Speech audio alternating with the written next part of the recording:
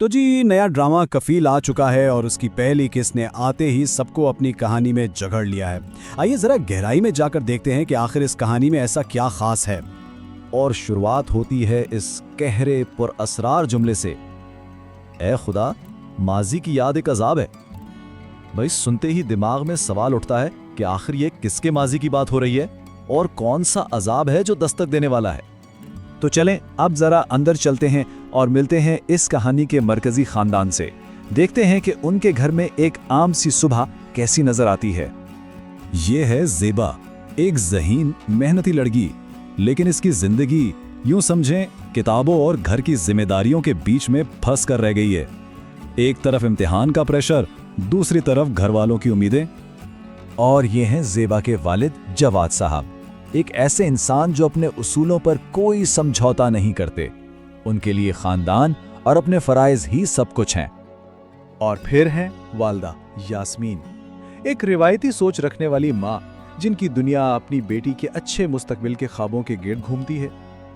उनके लिए सबसे बड़ी कामयाबी यही है कि ज़ेबा का रिश्ता किसी अच्छे खाते पीते घराने में हो जाए। मुझे अपने नाम से ही चिढ़ होने लगी है।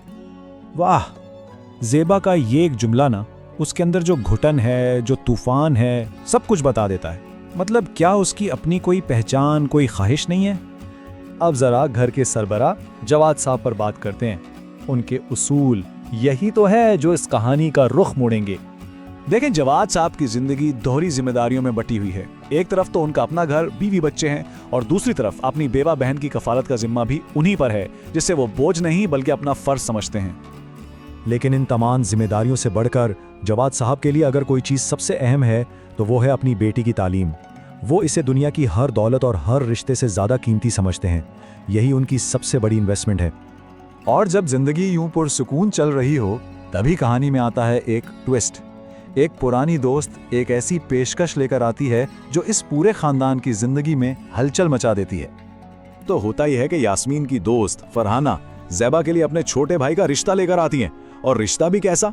लड़का अमीर खानदान से, पुराने जानने वाले, और सबसे बड़ी बात, वो लोग शादी में जल्दी चाहते हैं।